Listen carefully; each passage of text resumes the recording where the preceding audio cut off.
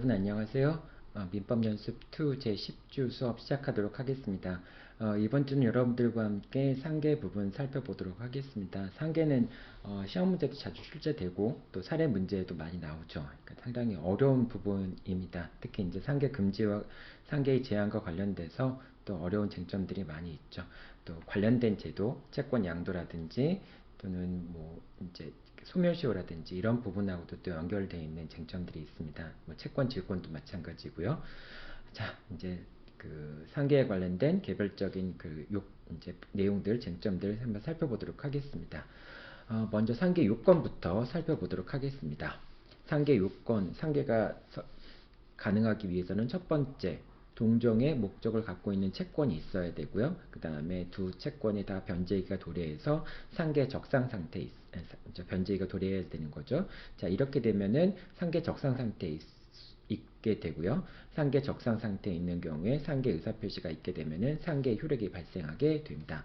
그 다음에 소멸시효와 상계 부분은 조금 이따 이 세 가지 요건을 설명한 다음에 다시 한번 설명하도록 할게요.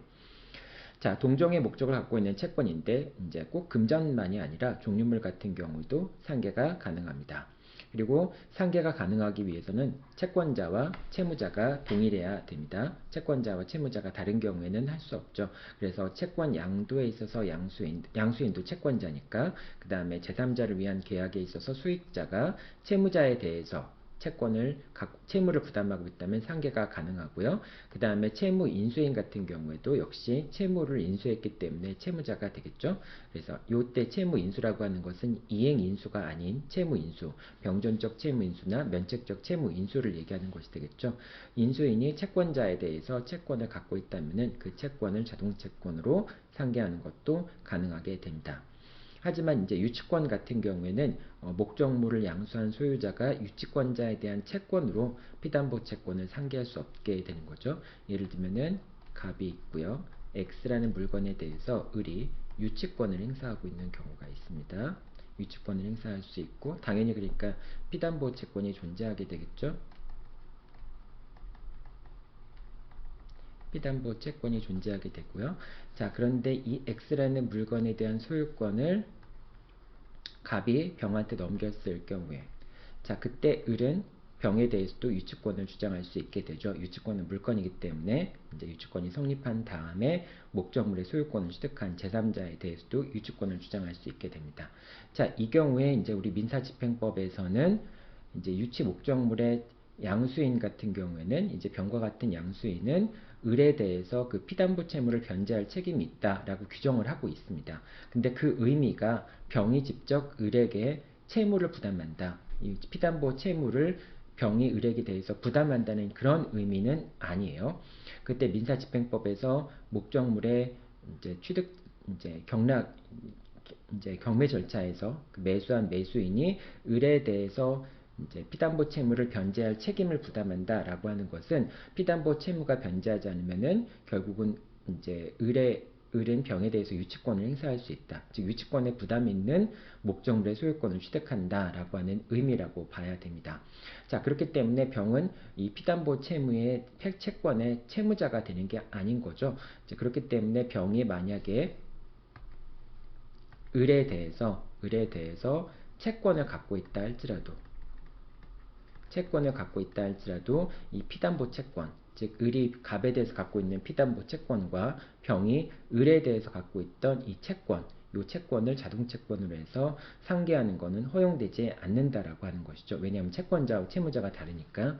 그러니까 이제 채권자와 채무자가 다른 경우에는 상계할 수 없다라고 하는데 이 세 번째 주장에서 유치권의 경우에 유치물의 소유권을 양수한 자 같은 경우에는 유치권자에 대한 그 채권으로 이제 그 채권을 자동채권으로 피담보 채권과 상계할 수 없다라고 하는 점과 관련해서 채권자와 채무자가 일치해야 된다라고 생각하면 됩니다. 자, 그 다음에 상계를 하기 위해서는 변제기가 도래해야 되는데요. 즉 상계 적상 상태에 이르기 위해서는 변제기가 도래해야 됩니다. 원칙적으로 수동채권과 자동채권의 변제기가 모두 도달해야지만 그래야지만 이제 상계 적상 상태에 있게 됩니다. 자, 그런데 자동채권 같은 경우에는 변제기까지 기다려야 되지만은 수동채권 같은 경우에는 기한의 이익을 포기하는 것이 가능하죠. 따라서 자동채권의 변제기가 도달하고 그 다음에 수동채권의 기한의 이익을 포기하게 되면은 상계가 가능하게 됩니다. 즉 상계 적상 상태에 놓인다고 볼 수 있습니다. 그래서 일단은 자, 그렇다고 해서 그러니까 수동채권의 즉 채무죠. 이거는 채무의 기한의 이익을 포기할 수 있다라고 하는 것이 당연히 기한의 이익을 포기한다라고 하는 걸 의미하는 건 아니에요. 따라서 원칙적으로는 자동채권과 수동채권 모두 다 변제기에 도달해야지만 그래야지만 상계할 수 있는 게 원칙이고요. 다만 자동채권의 변제기가 도래한 경우에는 기한의 이익을 포기한다라고 했을 경우에 그런 경우에 이제 변제기가 이제 상계 적상 상태에 이른다라고 하는 겁니다. 그 다음 당연히 상계 효력이 발생하기 위해서는 단독행위니까 상계는 단독행위니까 상계 의사표시가 있어야 하겠죠. 자, 그 다음에 이제 상계 적상 상태라고 하면은 채권 채무가 존재해야 되지만은 소멸시효가 완성된 경우에는 이제 자동채권이 더 이상 존재하지 않는 거잖아요. 하지만 자동채권의 소멸시효가 완성되기 전에 이제 자동채권과 수동채권이 서로 상계 적상 상태에 있는 경우에는 그런 경우에는 비록 소멸시효가 완성되었다 할지라도 그 전에 상계 적상 상태에 있었다면은 당사자가 상계가 되었을 것이다 라고 하는 기대를 하기 때문에 이런 경우에는 상계가 가능하다라고 생각하면 됩니다. 그리고 소멸시효가 완성된 경우와 마찬가지로 손해배상 채권 같은 경우에도 제척기간이 있는 경우가 있죠. 하자담보책임이라든지 이런 경우에는 제척기간이 있는 경우가 있는데 제척기간이 자동채권의 제척기간이 완성이 되었다 할지라도 제척기간이 종료되기 전에 경과되기 전에 자동채권과 수동채권이 서로 상계 적상 상태에 있었다면은 소멸시효의 경우와 마찬가지로 그 규정이 준용이 돼서 유추 적용이 되어서 상계가 가능하다라고 판단을 내리고 있습니다. 이건 여러분들 오늘 요번 주부터는 이제 판례를 제공했으니까 뒤에 2번 판결과 3번 판결을 참고해 보세요. 거기서 이제 소멸시효가 완성된 경우에 상계할 수 있는 경우 또 제척기간이 경과되었지만은 제척기간이 경과되기 전에 상계 적상 상태에 있는 경우에는 역시 소멸시효의 경우의 규정을 유추 적용해서 그 경우에도 상계할 수 있다라고 하는 그 판결 두 판결을 참고하기 바랍니다. 자, 이렇게 이제 상계 요건에 대해서 살펴보았습니다. 자, 다음으로 상계의 제한 부분 살펴보도록 하겠습니다. 상계의 제한인데요. 첫 번째, 채무의 성질에 따른 제한이 있습니다. 동시행위한변권이 붙어있는 채권을 자동채권으로 상계할 수 없다. 그러니까 내가 행사할 수 있는 채권을 행사할 수 있는 채권이 자동채권이죠. 그 자동채권에 동시행위한변권이 붙어있다라고 하는 것은 내가 상대방한테 이행을 청구하더라도 상대방은 동시행관계를 주장하면서 내 채무에 대한 이행을 거절할 수 있는 게 이제 동시행위한변권이잖아요. 근데 만약에 내가 그 자동채권을 갖고 있는데 그 자동채권에 동시행위한변권이 붙어 있다. 근데 그걸 상계를 허용하게 되면은 상대방의 동시행위한변권이 침해가 되죠. 그렇기 때문에 동시행위한변권이 붙어 있는 채권을 자동채권으로 상계하는 것은 허용되지 않습니다. 그 얘기는 반대로 얘기한다면은 동시행위한변권이 붙어 있는 채권을 수동채권으로, 그러니까 채무가 되겠죠. 동시행위한변권이 붙어 있는 채무를 이제 상대방에 대한 채권으로 자동채권으로 해서 상계하는 것은 가능하다라고 하는 걸 얘기합니다. 그러니까 이제 동시행위한변권 같은 경우에는 매수인 같은 경우에는 이제 매도인 같은 경우에는 매매대금이 있잖아요. 그러니까 이제 여러분들이 요 동시행위한변권에 관련해서는 요 매도인과 매수인을 이렇게 나눠서 그림으로 그리면서 생각하는 게 편합니다. 매도인이 있고 매수인이 있죠. 자, 이럴 경우에 이제 매도인은 매수인한테 매매 대금을 지급해야 되고요. 그 다음에 매도인은 매수인한테 소유권을 이전해야 되겠죠. 소유권 이전에 대한 의무를 부담하게 됩니다. 자, 그런데 갑이 마침 을에 대해서 채무를 부담하고 있는 경우, 그러니까 채무를 부담하고 있는 경우, 이제 갑이 채무를 부담하고 있는 경우를 얘기하겠죠. 자, 이 경우에 이제 이 매매대금 채권이라고 하는 것은 갑의 입장에서 보면은 자동채권이 되겠죠. 이 매매대금 채권에는 소유권 이전과 동시행 관계라고 하는 동시행 양변권이 붙어 있는 것이 되겠죠.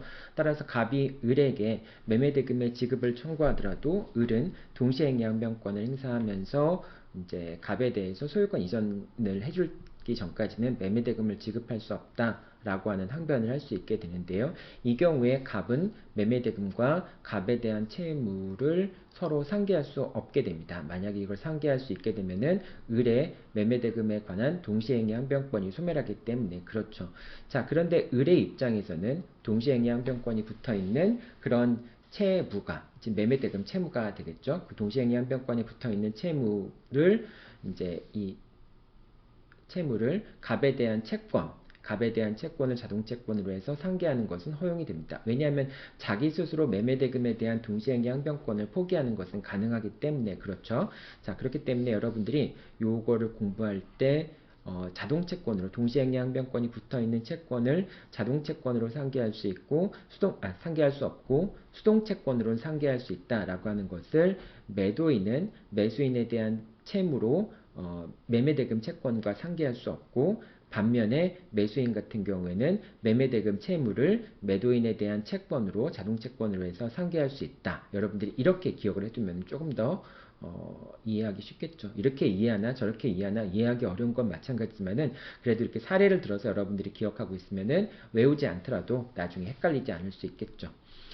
자, 두 번째 당사자의 의사표시에 의한 제한인데요. 이제 당사자가 상계를 제한한다라고 하는 합의를 할 수도 있지만은 그것은 제3자한테 대항하지 못하게 됩니다. 그리고 세 번째, 고의의 불법행위로 인한 채권 같은 경우에는 이제 상계를 할 수 없는데요. 이것을 수동채권으로 상계할 수 없다. 수동채권이라고 하는 건 채무죠. 그러니까 내가 상대방한테 이제 고의의 불법행위에 따른 손해배상 채무를 부담하고 있는 경우에는 그 채무와 상대방에 대한 채권, 그러니까 피해자에 대한 채권, 그러니까 여기서는 갑이 가해자이고요. 그 다음에 을이 피해자인 경우에 자, 이런 경우에 이제 피해자가 손해배상 채무를 부담하고 있지만은 고의에 따른 손해배상 채무를 부담하고 있지만 또 한편으로는 이제 을이 갑에 대해서 채무를 부담하는 경우에 요 A 채무와 이제 A 채권과 B 채권이 있는데 요 A와 B를 상계하는 건 이건 안 된다라고 하는 거죠. 갑이 상계하는 건 안 된다라고 하는 거죠. 왜냐하면 요 고의에 의한 불법행위로 인한 손해배상 채무에 대해서 상계를 허용하게 되면은 그럼 고의에 대한 불법행위를 조장할 수 있게 되잖아요. 그렇기 때문에 이런 경우에 갑은 A 채권과 B 채권을 상계할 수는 없는데 그런데 고의에 의한 불법행위 채권을 자동채권으로 상계하는 것은 허용이 됩니다. 그래서 피해자가 상계하는 것은 허용이 돼요. 자, 그리고 쌍방폭행의 경우에 쌍방폭행으로 인한 손해배상 채권 같은 경우에도 고의에 의한 불법행위 채권이라고 볼 수 있겠죠. 그래서 비록 쌍방이 이제 폭행을 한 경우라고 할지라도 어쨌든 고의에 의한 그 손해배상 채권이기 때문에 그 경우에도 상계가 안 된다 이렇게 생각하면 됩니다. 그 다음에 중과실의 경우에는 사실은 고의와 중과실이 같이 가는 경우들이 많이 있지만은 어쨌든 중과실로 인한 손해배상 채권 같은 경우에는 이거는 이제 고의에 의한 불법행위 채권, 손해배상 채권과 다른 거니까 그래서 이제 중과실에 의한 경우에는 상계가 가능하다 이렇게 생각하면 되고요. 그리고 피용자의 고의 또는 불법행위로 인한 사용자 책임의 경우에도 그러니까 피용자가 불법행위로 인해서 이제 그 갑이 가해자고 을이 피해자인 경우에 그 다음에 을이 피해자인 경우에 그리고 병이 갑의 사용자인 경우에 자, 이 경우에 갑이 을에게 고의에 의한 불법행위를 가했을 때 당연히 가해자는 만약에 을에 대해서 채권을 갖고 있다 할지라도 손해배상 채무와 그 다음에 갑의 을에 대한 채권을 자동채권으로 상계할 수 없겠죠. 그런데 갑도 상계할 수 없지만은 사용자도 혹시 을에 대해서 채권을 갖고 있을 때 그 채권과 이제 그 손해배상 채무 이제 을이 병에 대해 행사할 수 있는 손해배상 채권 이것을 서로 상계할 수 없게 됩니다. 그러니까 예를 들면은 이 갑이 고용자인데 갑과 을 둘 다 근로자인 경우가 있을 수 있겠죠. 둘 다 근로자인 경우가 있을 수 있는데 둘 다 근로자인 상황에서 근로자인 경우가 있는데 갑이 병한테 이제 병이 을에게 이제 근로자한테 채권을 갖고 있을 때 그때 을이 병한테 사용자 책임을 물을 수 있는 경우에 병도 이제 을에 대한 채권으로 상계할 수 없다라고 하는 겁니다. 그러니까 이제 가해자인 갑만 고의의 불법 행위를 저지른 간만 상기할 수 없는 것이 아니라 자기 책임이 아닌 대위 책임을 이제 부담하고 있는 사용자도 고의의 불법 행위에 의해서 손해가 발생했다면은 사용자도 상기할 수 없다라고 하는 겁니다. 자, 그 다음에 이제 상계의 제한 중에 압류 금지 채권인데요. 이제 그러니까 이제 채무자의 채권자의 생존 배려적인 차원에서 압류가 금지되는 채권이 있습니다. 그 채권을 압류해서 강제 집행하게 되면은 채권자의 생존에 이제 위협이 될 수 있는 그런 경우가 있을 수 있겠죠. 그래서 예외적으로 몇 가지 채무들은 압류가 금지되어 있기 때문에 직접적으로 채권자한테 금전이 지급되도록 하는 경우들이 있습니다. 자, 그런 경우에는 역시 상계도 허용되지 않겠죠. 그래서 유족 부조료라든지 병사의 급료, 급여 채권의 2분의 1, 급여 채권은 2분의 1까지만 압류가 가능하죠. 주택임대차보호법상의 소액보증금, 보장성 보험의 보험금, 1개월간의 생계 유지에 필요한 예금, 이런 것들은 압류가 금지가 됩니다. 압류가 허용이 되지 않아요. 자, 그래서 이제 압류가 허용되지 않는 범위 내에서 상계도 허용되지 않는데, 다만 이제 급여 채권 같은 경우에는 2분의 1 범위 내에서 압류가 금지되니까 2분의 1 범위 내에서는 상계가 가능하다라고 여러분들이 생각할 수 있는데, 근로기준법에서는 이제 사용자가 근로자에 대한 채권으로, 대여금 채권으로 임금과 상계할 수 없도록 규정을 하고 있고요. 그 다음에 임금은 근로자한테 직접 현금으로 지급돼야 되는 게 원칙입니다. 직접 지급돼야 되는 게 원칙이기 때문에, 그렇기 때문에 급여의 2분의 1에 대해서는 압류가 가능하고 2분의 1만 압류가 금지된다고 하더라도 어쨌든 급여 채권 전부에 대해서는 상계가 불가능하다라고 생각하면 됩니다. 다만 예외적으로 상계 합의는 할 수 있어요. 당사자가 이제 근로자의 동의를 얻어서 상계할 수도 있는데요. 다만 그때는 근로자의 동의를 얻는 것 자체가 여기서부터인데요. 근로자의 자유로운 의사에 터잡아 이루어진 것이라고 인정될 만한 합리적인 이유가 객관적으로 존재하고 그 동의가 근로자의 자유로운 의사에 기한 것이라는 판단이 엄격하고 신중하게 이루어진 경우, 그러니까 사실상 인정되기 쉽지 않다라고 하는 것이죠. 이제 이런 엄격한 요건을 갖춘 경우에, 그런 경우에 상계가 가능하다. 이제 임금 채권으로 임금 채무가 되겠죠. 사용자 측이니까. 근로자에 대한 채권으로 상계가 가능하다라고 볼 수도 있는데요. 어쨌든 근로자의 동의가 있는 경우에는 아주 예외적으로 상계를 하는 것이 가능하다라고 생각하면 되고, 그렇지 않은 경우에는 원칙적으로 임금 채권과 그 다음에 근로자에 대한 채권으로, 대여금 채권으로 상계할 수 없다라고 생각하면 됩니다. 자, 여기까지가 상계 압류금지 채권이고요. 그 다음에 지급금지된 경우입니다. 지급금지된 경우. 자, 지급금지된 경우는 일단은 당사자 관계를 먼저 적어놓고서 설명하는 게 좋겠죠. 자, 갑이 있고요. 그 다음에 이제 을이 있고, 그 다음에 병이 있습니다. 자, 갑은 채권자이고요. 그 다음에 을은 채무자입니다. 그 다음에 병은 제3 채무자입니다. 자, 여기서 을이 갑에 대해서 채권, A 채권을 갖고 있다라고 얘기해 볼게요. 자, A 채권을 갖고 있고, 그 다음에 병도 을에 대해서 B 채권을 갖고 있다라고 얘기해 볼게요. 그러니까 병의 B 채권, 그 다음에 A 채권은 을의 A 채권이라고 얘기할 수 있겠죠. 을이 병에 대해서 A 채권을 갖고 있고, 병은 을에 대해서 B 채권을 갖고 있다. 이렇게 한번 생각해 볼게요. 자, 그리고 갑은 을에 대해서 당연히 채권을 갖고 있겠죠. 자, 여기서 이제 지급금지된다라고 하는 건 뭐냐면은, 채권자가 이제 을의 책임재산인 A 채권을 강제 집행하기 위해서 이 A 채권에 대해서 압류를 하는 겁니다. 압류를 하는 이유는 압류 및 추심 명령을 신청하기 위해서 압류하는 경우도 있고요. 압류 및 전부 명령을 신청하기 위해서 압류라는 경우도 있겠죠. 물론 여기서 이제 가압류까지 포함되는 겁니다.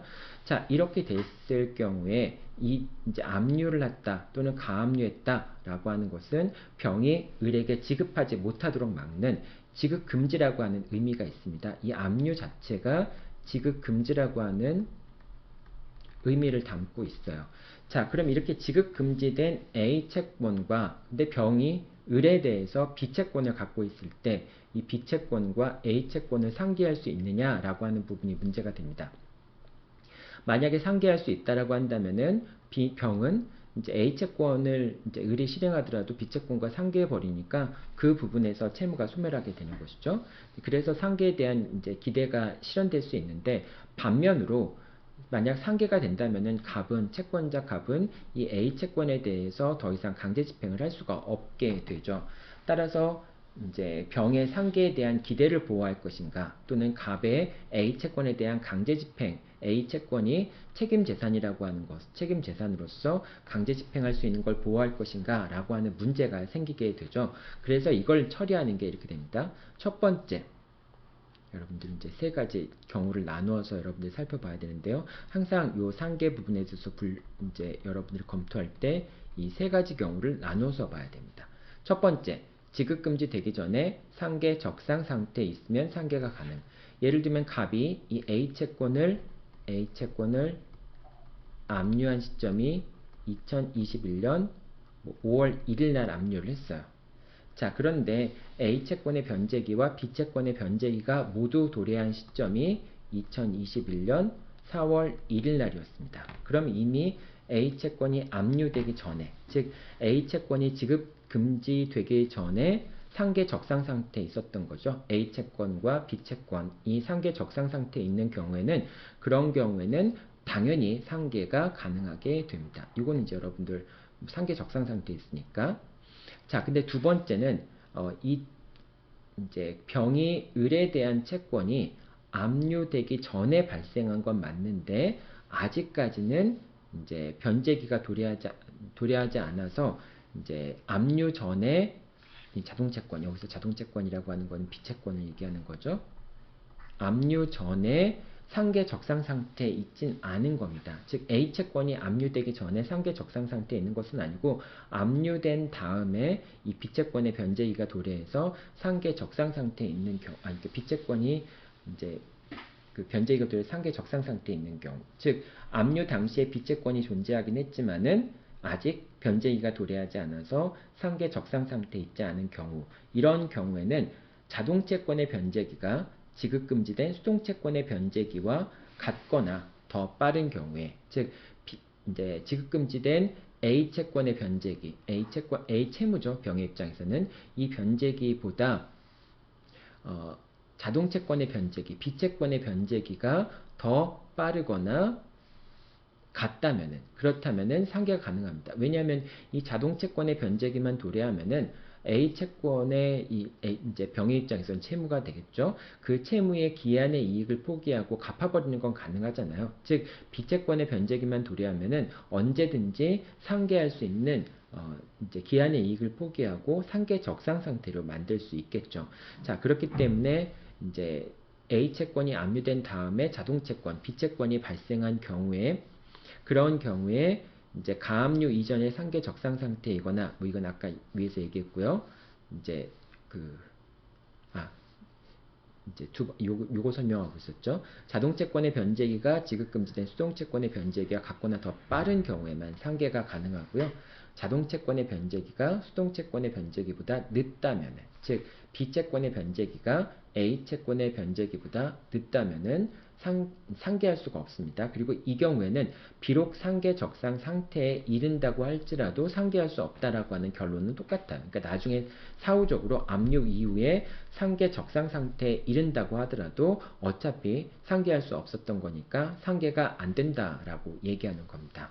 그래서 이 두 가지. 그 다음 세 번째는 지급금지 이후에 자동채권을 취득한 경우, 즉 A채권이 지급금지된 다음에 B채권이 발생한 경우, 이런 경우라면은 A채권과 B채권을 상계할 수 없어요. 그러니까 이거는 언제든지 상계가 가능하고 요거는 언제든지 상계할 수 없고 가운데 경우는 상계할 수도 있고 상계할 수도 없는데 이 경우에는 병이 제3채무자가 채무자에서 갖고 있던 자동채권, 즉 B채권의 변제기와 A채권의 변제기를 비교해서 판단을 해야 됩니다. 그래서 B채권의 변제기가 A채권의 변제기와 같거나 B채권의 변제기가 더 빠른 경우에만 상기할 수 있게 됩니다. 그게 이제 여기까지 얘기하는 거죠. 이 세 가지 경우를 여러분들 항상 잘 살펴봐야 됩니다.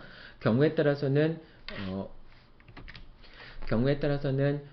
2번인 경우가 문제에 많이 나오기도 하지만 1번이나 3번인 경우도 간혹 문제에 나올 때가 있어요. 그럴 때 여러분들이 항상 그 변제기 비교라는 것에 초점이 맞춰져 있으니까 변제기만 비교해서 상계가 가능하다, 가능하지 않다라고 판단을 내리는 경우가 있는데 첫 번째나 세 번째 경우에 해당하는 경우들이 있을 수 있기 때문에 여러분들이 항상 첫 번째, 두 번째, 세 번째 경우를 모두 다 넣어서 사안에 검토를 해야 됩니다.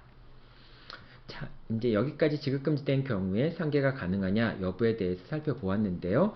다시 한번 이제 좀 매매 계약 관계를 가지고서 다시 한번 판단을 해볼게요. 자, 여기서 갑이 있고요. 그 다음에 을이 있고요. 이제 갑이 매도인, 그 다음에 을이 매수인입니다. 자, 매매대금 채권. 이제 매매대금 채권이니까 갑이 매매대금 채권, 매매대금 채권이니까 갑이 채권자가 되겠죠. 자, 그런데 또 갑은 을에 대해서 이 비채권인데 을의 대여금 채권이라고 한번 생각해 봅시다. 을이 갑한테 돈을 빌려주고 이제 B라고 하는 대여금 채권을 취득을 했어요. 자, 이 경우에 이제 만약에 이 매매대금 지급 채권, 그러니까 이제 채권자, 갑의 채권자, 갑의 채권자가 이 매매대금 채권을 압류를 한 경우에 그럴 때 이제 이 매매대금 채권의 입장에서 본다면은 매수인은 제3채무자라고 볼 수 있겠죠. 매수인은 제3채무자라고 볼 수 있을 텐데 이 제3채무자가 갑에 대해서 갖고 있던 B 대여금 채권, 을에 대한 대여금 채권으로 상계할 수 있는가 여부가 문제가 되는데요. 첫 번째 어떻게 판단하라고 했어요? 자, 매매대금 채권이 압류되기 전에 이제 이 B채권과 A채권이 상계 적상 상태에 있다면은 언제든지 상계할 수 있고요. 그 다음에 매도인에 대한 자동채권을 가압류 이전에 취득하였고, 그러니까 이제 그 매도인에 대한 자동채권, 요 비대여금 채권이죠. 이것을 압류 이전에 취득하였고, 근데 아직 압류 전에 상계 적상 상태에 이르진 않았지만은 그 채권의 변제기가 매매대금 채권의 변제기, 즉 잔금 지급일이 되겠죠. 그것과 같거나 빠른 경우, 이런 경우에는 매수인 같은 경우에는 이제 제3채무자로서는 갑에 대한 이제 이 B라는 채권, 즉 을에 대한 대여금 채권으로 매매대금 채권과 상계할 수가 있게 됩니다. 즉 매매대금 채권이 지급금지가 되었다고 하더라도 상계가 가능한 거죠. 물론 여기서 지급금지 되기 전에 어떤 항변을 할 수도 있어요. 을의 입장에서는 요 A채권이라고 하는 매매대금 채권은 소유권 이전 의무와 동시행 관계에 있기 때문에 갑이 상계할 수 없다. 이제 갑의 채권자가 이제 주장하더라도 상계할 수 없다. 뭐 이런 얘기는 할 수 있겠죠. 자, 근데 어쨌든 여기서는 이제 그런 동시행 관계 말고 이 A 채권에 관련돼서 이 A 채권이 지급금지가 되었을 때 을이 갑에 대해서 갖고 있는 대여금 채권으로 상계할 수 있는가 여부가 문제가 되는 경우죠. 그래서 이 세 가지로 경우를 나누어서 이제 상계 적상 상태에 있거나 가압류 전에 상계 적상 상태에 있거나 또는 이제 가압류 전에 자동채권이 발생했는데, 즉 을의 갑에 대한 B채권이 발생했는데 B의 채권의 변제기가 A채권의 변제기와 같거나 A채권의 변제기보다 더 빠른 경우에 상계하는 것이 가능하게 되겠죠. 자, 여기까지가 원론적인 얘기입니다. 자, 근데 두 번째 경우는 요 대여금 채권이 아니라 구상금 채권인 경우가 있겠죠. 을의 구상금 채권.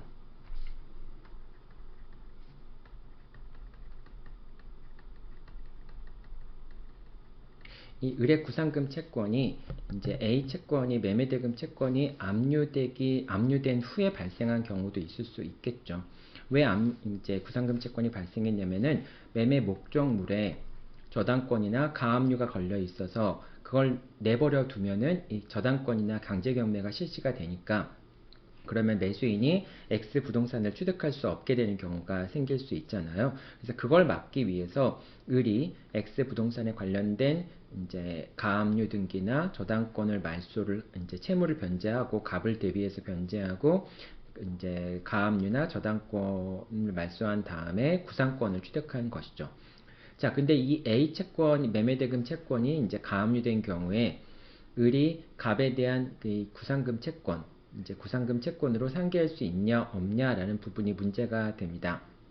자, 원칙적으로 압류가 된 다음에 이제 을의 구상금 채권이 발생했다 할지라도 사실상 을은 갑에게 저당권이나 가압류의 말소를 청구할 수 있는 매매 계약상의 채권을 갖고 있죠. 그리고 이 구상금 채권이라고 하는 것은 그거를 갑이 원래 말소를 해야 되는데 을이 대신 말소하고 구상금 채권을 취득한 것이니까 결과적으로 원래 계약 체결 당시부터 존재하고 있었던 가압류나 저당권의 말소 청구권을 말소 청구권이 변형된 형태의 채권이라고 볼 수 있겠죠. 자, 그렇기 때문에 이 구상금 채권과 매매대금 채권은 서로 동시행 관계에 있습니다. 동시행 관계에 있다라고 하는 얘기는 변제기가 동일하다라고 하는 것을 의미할 수 있겠죠.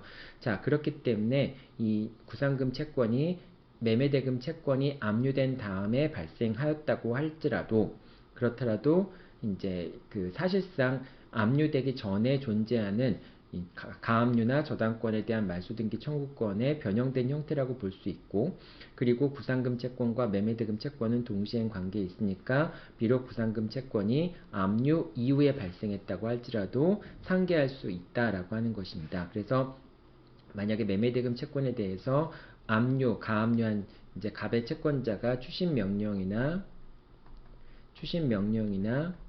전부 명령을 받았다고 할지라도 추신금을 직접 을에게 청구하거나 전부금을 을에게 청구하는 경우에 을은 갑에 대한 구상금 채권으로 상계양변을 할 수 있게 됩니다. 그래서 요 내용들을 설명을 하는 거죠. 이거는 이제 지급금지된 다음에 채권이 발생한 경우에도 그 채권이 사실상 지급금지되기 전에 존재하는 채권의 변형된 형태라고 볼 수 있는 경우에는 상계가 가능하다라고 하는 내용들을 설명한 겁니다. 이 부분이 이제 되게 좀 어렵고 여러분들이 시험 문제 나오기도 하죠. 자, 그 다음에 이제 질권이 설정된 채권 같은 경우에도 역시 상계가 금지가 된다라고 하는 내용인데요. 한번 이제 당사자 관계를 적어 놓고서 한번 살펴보도록 하겠습니다. 갑이 이제 을이 있고요. 그 다음에 병에 대한 채권이 있고요. 자, 이 갑이 을에 대해서 갖고 있던 A 채권, 을이 병에 대해서 갖고 있던 A 채권이 있고요.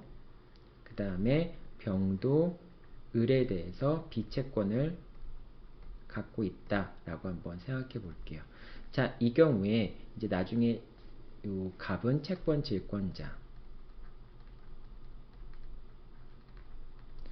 질권자이고 을은 채권 질권 설정자가 되겠죠. 채무자이니까 채권 질권 설정자가 되고요. 만약에 이제 질권이 설정되면은 나중에 이제 채무가 변제되지 않으면은 채권 질권자는 직접 이제 병에 대해서 채무의 이행을 청구할 수가 있게 되겠죠. 자, 이 경우에 채권 질권 설정자, 여기서는 이제 을을 얘기하는 거죠. 을은 A 채권과 B 채권을 상계할 수가 없어요. 상계 적상 상태에 있다 할지라도 A 채권과 B 채권을 상계할 수가 없습니다. 왜냐하면 자기가 이 A 채권에 대해서 갑에게 질권을 설정해 준 거잖아요. 질권을 설정해 준 것이기 때문에 자기가 A 채권에 대한 질권을 설정해 놓고서 이제 병이 을에 대해서 갖고 있는 채권과 을이 상계를 해버리면은, 즉 이제 요거를 수동 채권으로 하고 요걸 자동 채권으로 해서 상계해 버리면은, 그러면은 자기가 질권을 설정해 놓고서 그 A 채권을 처분한 것과 마찬가지잖아요. 일단 질권이 설정된 경우에는 채권 질권자는 질권자의 동의 없이 이제 질권의 목적이 된 권리를 소멸하게 하거나 질권자의 이익을 해하는 변경을 할 수 없게 됩니다. 이제 352조의 규정이 있는데요. 따라서 일단 을은 상계할 수가 없어요. 자기가 채권 질권을 설정한 자이기 때문에 상계할 수 없다라고 하는 점은 분명하고요. 그러면은 이제 병이 상계할 수 있겠는가라고 하는 문제가 발생을 하는데, 이거는 갑이 A 채권에 대해서 담보권을 갖고 있고 그 다음에 병은 B 채권을 갖고 있기 때문에 상계에 대한 기대를 갖고 있고 이거는 이제 지급금지된 경우에 채권자와 제3채무자를 중에서 누구를 보호할 것인가 라고 하는 이해관계의 문제와 동일한 문제가 발생을 하게 되는 거예요. 자, 이런 경우에는 일단은 기본적으로 변제기 비교 없이 제3채무자가 이제 변제기 비교 없이 채무자는 채권 양도의 경우와 마찬가지로 채권 질권 설정 이전에 채권자에 대해서 반대 채권을 갖고 있었다면, 즉 병이 을에 대해서 비채권을 갖고 있었다면은, 그러니까 채권 질권을 설정해 주기 전에, 그러니까 갑이 A 채권에 대해서 채권 질권을 취득하기 전에 병이 을에 대해서 B 채권을 취득했다면은, 그러면은 상계 적상 상태에 있지 않고 그 다음에 변제기와 상관없이 일단 A 채권이 대해서 질권이 설정되기 전에 B 채권을 취득했다면은 상계를 할 수 있다라고 하는 겁니다. 이건 나중에 여러분들 채권 양도 부분에서 다시 한번 살펴보긴 할 텐데요. 결과적으로 이제 채권 질권을 설정해 준 것은 A 채권을 갑한테 양도한 것과 마찬가지인 그 결과라고 볼 수 있겠죠. 양도한 것과 비슷하다고 볼 수 있겠죠. 채권을 양도한 경우에도 이제 채무자가 이제 채권 양도인한테 비채권을 갖고 있다면은 상계를 할 수 있어요. 변제기 상관없이. 이제 물론 채권 양도 전에 비채권을 취득했다면은 채권을 양도한 다음에 비채권을 취득했다라고 하면은 상계가 당연히 안 되겠죠. 그런데 이제 A 채권이 양도되기 전에 B 채권을 취득했다라고 한다면은 당연히 상계가 된다라고 생각하면 됩니다. 그것과 마찬가지로 이 채권 질권의 경우에도 A 채권에 대한 채권 질권이 설정되기 전에 병이 을에 대해서 B 채권을 갖고 있다라고 한다면은 변제기와 상관없이 병은 이제 을에 대해서 상계를 할 수 있고 당연히 채권 질권자로서 직접 병에게 이행을 청구하는 이제 갑에 대해서도 을에 대한 채권으로 상계항변을 갑한테도 할 수가 있게 됩니다. 왜냐하면 채권 질권에 있어서 채무자인 병은 을에 대해서 갖고 있는 항변 사유를 갑에 대해서도 주장할 수 있기 때문에 그렇죠. 자, 여기까지가 이제 그 채권 질권까지 포함해서 이제 상계항변을 할 수 있는 경우, 상계 지급금지라든지 또는 담보권이 설정된 경우에 어떤 경우에 상계항변을 할 수 있는지에 대한 내용들을 살펴보았습니다. 이 내용들은 상당히 어렵죠, 여러분들. 그러니까 잘 한번 좀 스스로 한번 그림을 그려가면서 어떤 경우에 상계가 안 되는지 또 어떤 경우에 상계가 되는지 여러분들이 살펴볼 필요가 있습니다. 자, 여기까지가 상계의 경우에, 상계 제한의 경우에 어떤 경우에 상계할 수 있는지 어떤 경우 상계할 수 없는지에 대한 설명이었습니다. 다음은 상계 효력 부분을 살펴보도록 하겠습니다.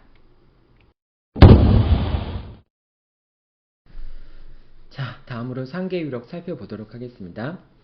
상계가 이루어지게 되면은, 즉 상계 변제기가 더 도래했고 이제 양 채무가 이제 상계할 수 있는 채무가 있고 그 다음에 변제기가 도래하면 상계 적상 상태에 있는 상황에서 그 다음에 이제 그 상계 의사표시를 하게 되면 상계 효력이 발생하게 되잖아요.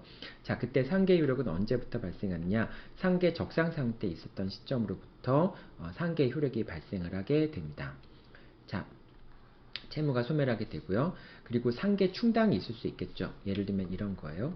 갑이 을에 대해서 A 채권을 갖고 있는데 이제 이 A 채권이 자동 채권이 되겠죠. 그런데 그 을은 갑에 대해서 채권을 갖고 있는데 B1 채권, B2 채권, B3 채권을 갖고 있어요.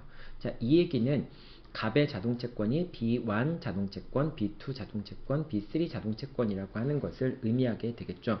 즉 갑이 을에 대해서 부담하고 있는 채무가 여러 개 있습니다. 근데 이 A 채권과 상계의 의사표시를 했는데 어느 채무와 상계될지, 어느 수동채권과 상계될지 표시를 하지 않은 경우에 어떤 채무에 상계에 충당될 것인가 여부가 문제가 될 수 있겠죠.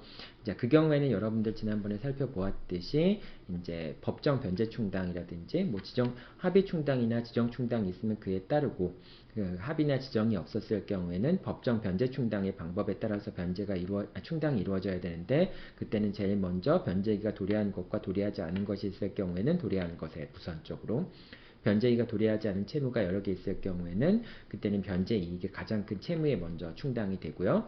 만약에 이제 변제 이익이 동일할 경우에는 먼저 변제기가 도래한 것에 대해서 상계가 이루어지게 되고요. 그 다음에 그것도 다 똑같을 경우에는 그 채권액에 비례해서 상계가 충당이 이루어지게 되는 것이죠. 자, 이 경우에도 이 B1, B2, B3 채권이 있을 경우에 상계가 되었을 경우에는 그 순서에 따라서 A 채권이 어느 수동채권과 상계될 건지가 정해지게 됩니다. 그리고 그때 상계 충당 어느 채무에 충당되어야 하는가라고 하는 점은 상계 적상 시점, 상계 의사표시나 그런 시점이 아니라 상계 적상 시점을 기준으로 판단을 하게 된다라고 하는 겁니다. 이건 10번 판결이 있으니까 여러분들 10번 판결 한번 읽어보면 됩니다. 자, 그리고 아까 얘기했지만은 상계 적상 시점은 어느 시점이냐? 양 채권이 모두 변제기에 도달한 시점이 상계 적상 시점이 됩니다. 자, 그런데 이제 자동채권이 변제기에 도래한 경우에는 수동채권은 기한의 이익을 포기할 수 있잖아요. 그렇기 때문에 일단 자동채권이 변제기에 도달하고 수동채권의 기한의 이익을 포기하게 되면은 상계 적상 상태에 있을 수도 있다 라고 생각하면 됩니다. 여기까지가 상계 효력에 관련된 설명이었고요. 그 다음에 이제 이 전세권 저당권과 채권 양도 같은 경우에 상계가 가능한가 라고 하는 부분들 살펴보도록 하겠습니다. 자, 먼저 전세권 저당권 같은 경우가 있을 수 있는 이제 경우가 살펴보면요. 갑이 이제 있고요. 그 다음에 을이 이렇게 있습니다. 자, 이 경우에 이제 전세권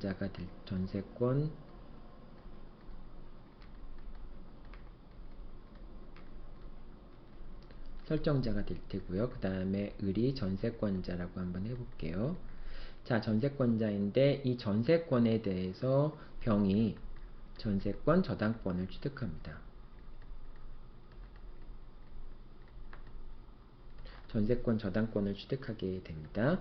자, 그럴 때 이제 갑은 을은 이제 갑에 대해서 전세금 반환 채권을 갖고 있게 되죠.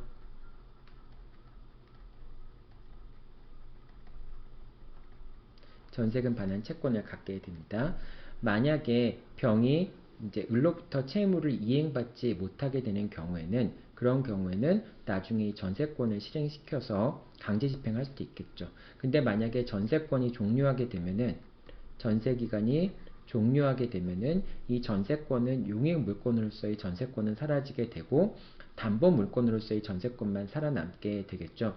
자, 그래서 병이 전세권 저당권을 갖고 있던 병은 이 을이 취득하는 전세금 반환 채권에 대해서 이 전세금 반환 채권은 전세권에 의해서 담보되는 전세금 반환 채권이 되겠죠. 왜냐하면 전세권이 소멸하게 되면은 그때 전세권은 담보 물권으로서의 전세금 반환 채권을 담보하는 담보 물권으로서 존속하기 때문에 이때는 이제 전세권부 이제 채권이 되는 거겠죠. 전세권 담보부 전세권에 의해서 담보되는 채권이 되겠죠. 자, 그래서 전세권 저당권자는 전세권이 소멸하게 되면은 이 전세금 반환 채권에 대해서 물상대위를 할 수 있게 됩니다. 물상대위를 할 수 있다라고 하는 것은 결과적으로 물상대위의 방법은 이제 채권 강제집행 방법에 따라서 물상대위를 할 수 있죠. 다만 이제 물상대위를 하는 채권자는 우선 변제권이 있는 거죠.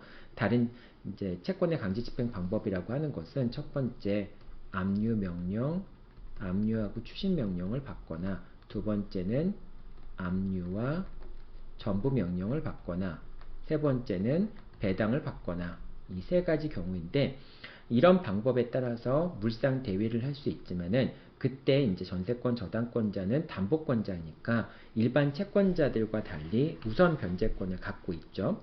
자, 그렇다는 점만 여러분들 기억해 두고요. 어쨌든 이렇게 전세권 저당권자가 물상 대위를 할 수 있습니다. 물상 대위를 하려면은 반드시 압류가 돼야 되죠. 근데 압류는 반드시 이제 물상 대위를 하는 채권자만이 압류하지 않고 제3자가 압류하더라도 상관이 없죠. 이 전세금 반환 채권에 대해서 압류가 있어야 된다라고 하는 겁니다. 압류가 있기 전이라고 한다면은 갑이 을한테 언제든지 전세금을 반환해도 상관은 없습니다. 전세권이 종료하게 되면은 갑은 을한테 전세금을 반환해도 상관이 없어요. 자, 그런데 이제 이 전세금 반환 채권에 대해서 이제 병이 물상 대위를 하고 물상 대위에 기초해서 전세금 반환 채권에 대해서 압류 및 추심 명령이나 압류 및 전부 명령을 받은 경우가 있을 수 있겠죠. 그럼 이제 압류 및 추심 명령이나 압류 및 전부 명령을 받은 경우에는 전세권 저당권자가 직접 갑한테 이행을 청구할 수가 있게 되겠죠. 변제를 이제 이행을 청구할 수 있게 되겠죠.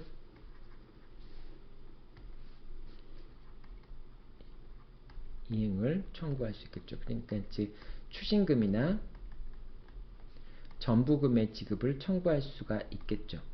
자, 이 경우에 만약에 갑이 을에 대해서 채권을 갖고 있다면은,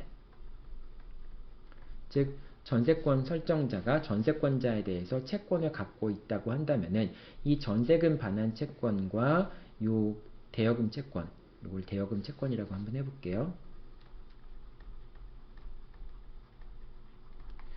갑이 을에 대해서 대여금 채권을 갖고 있는 경우에 갑이 을에 대한 전세금 반환 채무와 서로 상계할 수 있는가라고 하는 문제가 발생합니다. 자, 이 문제도 역시 우리가 채권 질권을 설정한 경우와 또는 지급금지된 경우와 마찬가지로 갑의 상계에 대한 기대를 보호할 것인가, 또는 이 전세금 반환 채권에 대해서 물상 대위를 하는 전세권 저당권자인 병을 보호할 것인가의 그 이해관계 대립의 문제인 겁니다. 자, 이 경우에는 어떻게 처리가 되냐면은, 만약에 이 대여금 채권이 전세권 저당권이 설정되기 전에 발생을 했고, 압류 전이라든지 그런 거와 상관없이 전세권 저당권이 설정되기 전에 대여금 채권이 발생을 했고, 첫 번째 이제 그 전세권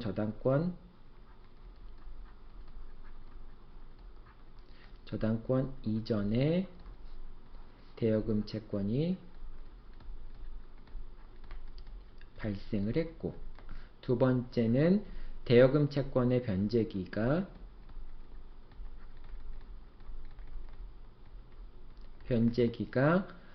전세금 반환 채권의 변제기. 전세금 반환 채권의 변제기라고 하는 것은 전세권 종료 시점이 되겠죠. 그 다음에 전세권이 소멸하게 되니까 전세금에 대한 전세금 반환 채권의 변제기보다, 즉 전세권, 요 얘기는 전세금 반환 채권의 변제기라고 하는 것은 전세권 종료 시점이죠.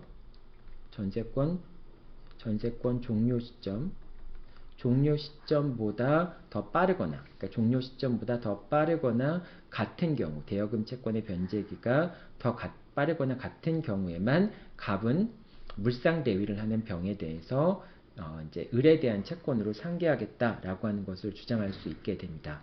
그러니까 여러분들이 이 전세권 저당권의 경우도 이제 그 지급금지의 경우와 비슷하게 변제기를 비교하는데 두 가지 점에서 차이가 있는 거죠. 첫 번째는 압류 시점을 기점으로 해서 갑이 을에 대해서 이제 자동채권을 취득한 것이 아니라 전세권 저당권 설정 시점을 기준으로 해서 갑이 을에 대해서 그 전에 이제 자동채권을 취득했느냐 여부를 판단하게 되고요. 그 다음 두 번째는 변제기를 비교할 때 이제 대여금 채권의 변제기와 전세금 반환 채권의 변제기를 비교하는데, 대여금 채권의 변제기가 전세금 반환 채권의 변제기보다 더 빠르거나 같은 경우에 상계할 수 있다라고 하는 것이죠. 그러니까 이제 특별히 차이점이 나는 것은 첫 번째, 어느 시점 이전에 갑이 을에 대해서 자동채권을 취득했는가 여부가 이제 중요하게 되겠죠. 여러분들이 간단하게 설명하긴 했지만은 이제 1학기 때 이제 전세권 저당권 부분에서 물권법을 공부할 때 여러분한테 이미 설명한 내용이고, 여러분들도 전세권 저당권을 공부할 때 이미 공부한 내용이 될 겁니다. 전세권 저당권자는 물상 대위를 할 수 있다. 물상 대위를 하기 전이라면은 전세권 설정자는 전세권자한테 전세금을 유효하게 반환할 수 있다. 그리고 전세권 저당권자가 이제 물상 대위를 해서 전세금 반환 채권에 대해서 압류 및 전부 명령을 받거나 압류 및 추심 명령을 받은 경우에 전세권 설정자가 전세권자에 대해서 이제 자동채권을 취득한 경우에 그 이제 전세권 저당권이 설정되기 전에 자동채권이 발생하였고, 그 자동채권의 변제기가 전세금 반환 채권의 변제기, 즉 전세권이 종료하는 시점 이전에 변제기가 도래하거나 전세권이 소멸하는 시점과 동일하게 변제기에 도달하면은 그러면 상계할 수 있다라고 볼 수 있는 거죠. 자, 그래서 이 전세권 저당권의 경우에도 상계 문제가 연결되니까 여러분들이 같이 이제 기억해 두면 됩니다.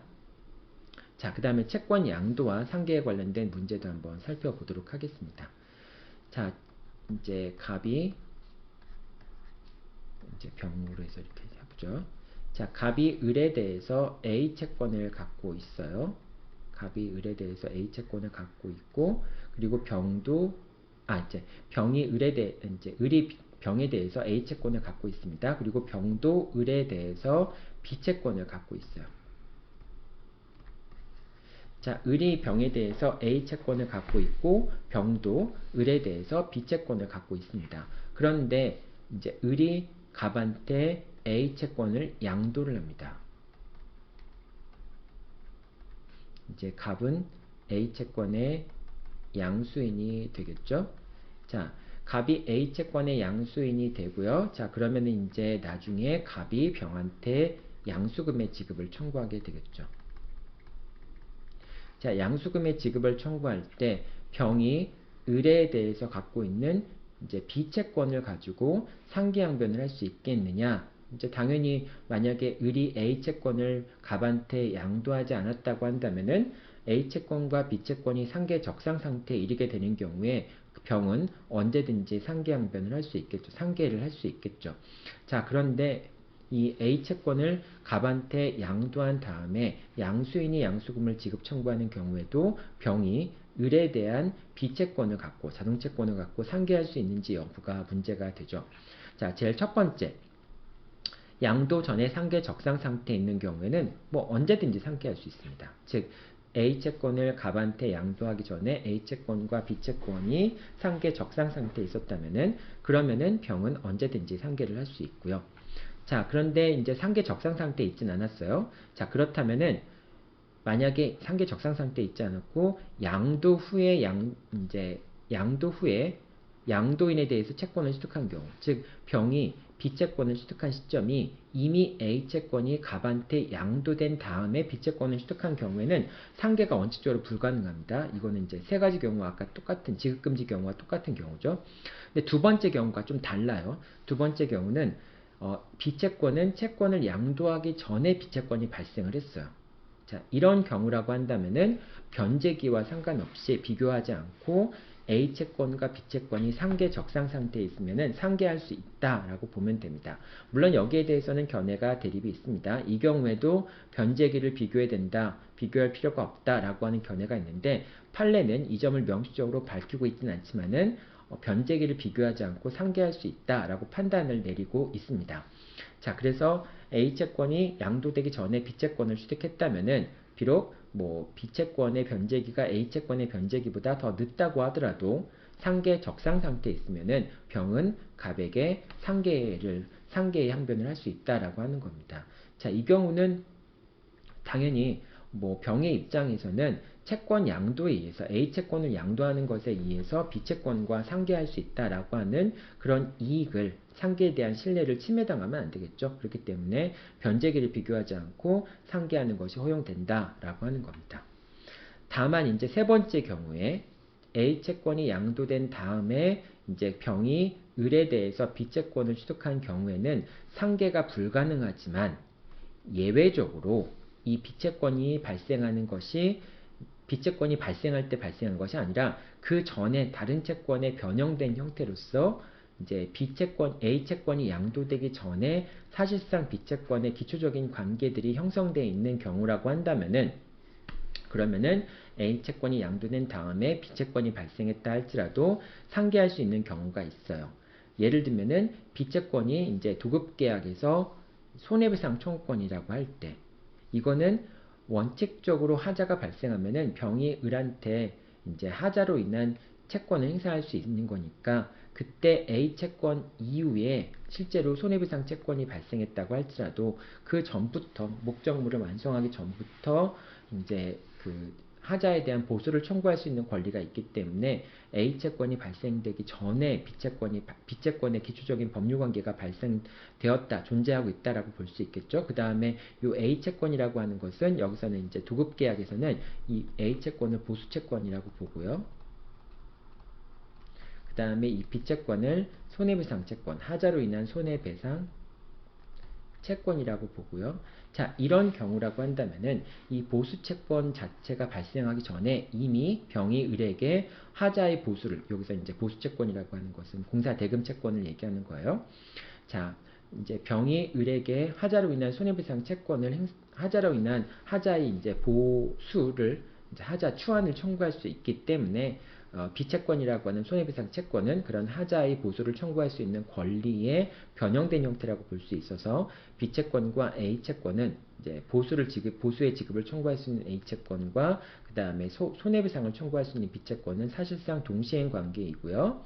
자, 그리고 B채권이 나중에 발생했다 할지라도 그렇더라도 이미 하자의 보수를 청구할 수 있는 권리는 A채권, 즉 이제 급여를 이제 대가를 청구할 수 있는 보수채권이 발생하기 전에 이제 발생한 채권이라고 볼 수 있기 때문에 이 경우에는 비록 채권이 양도되기 A채권이 양도되기 전에 법률관계가 성립한 경우이기 때문에 을이 A채권을 양수인에게 양도했다고 할지라도 병은 을에 대한 손해배상 채권으로 이제 양수인이 A채권을 행사하는 경우에 상계항변을 할 수 있다라고 하는 겁니다. 그래서 이것도 예외적으로 여러분이 아까 이제 매매대금에서 지급금지에서 봤던 것처럼 비록 금지된 다음에 채권이 발생했다고 하더라도 그 채권에 이제 발생할 수 있는 법률 관계가 그 전부터 존재하고 있었고 두 채무가 동시행 관계라고 한다면은 비록 이제 나중에 발생한 채권이라고 하더라도 상계가 가능하다라고 하는 그런 설명을 했었잖아요. 여기서도 마찬가지입니다. 이제 채권 양도의 경우에도 비록 채권이 양도되기 전에 A채권이 양도되기 전에 병이 을에 대해서 B채권을 취득했지만 A채권과 B채권이 서로 동시행 관계이고 그 다음에 B채권이 발생한 것이 A채권이 양도되기 전에 그 법률관계가 존재했을 경우에는 그런 경우에는 상계가 가능하다라고 하는 겁니다.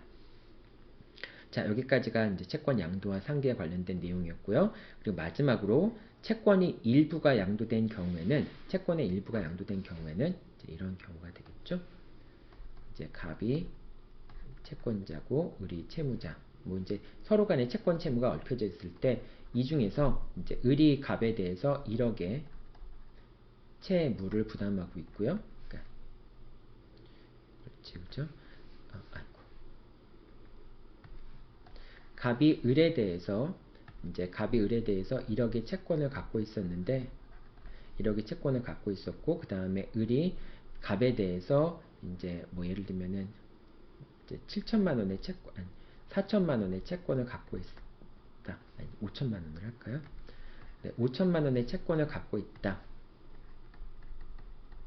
5천만 원의 채권을 갖고 있다라고 했을 때 갑이 병에게 5천만 원의 채권을 양도를 했어요. 1억의 채권 중에서 이제 5천은 자기한테 남겨두고 그 다음에 5천만 원은 병한테 양도를 한 겁니다. 이렇게 채권을 양도했을 경우에 병이 을한테 양수금의 지급을 청구하든 갑이 을에게 5천만 원의 채무의 이행을 청구하든 을은 이 중에서 5천만 원에 대해서는 누구든지 갑에 대해서 상계 의사표시를 할 수도 있고 병에 대해서도 상계 의사표시를 할 수 있습니다. 물론 이제 이 5천의 채권이 이제 을이 갑한테 갖고 있는 이 5천의 채권이라고 하는 것은 채권이 양도되기 전에 발생해야 되는 채권이겠죠. 만약에 채권이 이제 1억 채권이라고 하는 거, 갑의 채권이 양도되기 전에 이 을의 갑에 대한 5천만 원 채권이 발생했다라고 한다면은 그런 변제기와 상관없이 을은 갑에 대해서도 병에 대해서도 상계항변을 할 수가 있게 됩니다. 물론 한 군데밖에 할 수 없겠죠. 만약에 을이 병에 대해서 상계항변을 한다면은 갑에 대한 5천만 원은 이행을 해야 될 테고요. 갑이 5천만 원 청구하는 것에 대해서 을이 상계항변을 했다라고 한다면은 을은 병한테 양수금 5천만 원의 지급을 5천만 원을 지급해야 되겠죠. 자, 이렇게 채권의 일부가 이제 양도된 경우에는 채무자는 누구한테 대해서든지 상계양변을 할 수 있다라고 하는 점도 여러분들이 같이 기억해 둬야 되겠죠. 자, 오늘은 채권 양도, 상계와 관련된 여러 가지 내용들을 설명을 했습니다. 상계 부분은 너무나 시험 문제 많이 나오고 또 사례 문제에도 객관식 선택형이나 아니면은 사례 문제에서 많이 나오는 내용들이죠. 그래서 여러분들이 특히 어려운 내용들이 몇 가지가 있는데 그 내용들을 잘 여러분들 스스로 한번 사례 관계를 통해서 머릿속에 정리를 하고 있을 필요가 있습니다. 자, 오늘은 여기까지 했고요. 여러분들 시험 잘 보고 다음 주 화요일 날 만나도록 하겠습니다. 네, 여러분들 수고 많았습니다.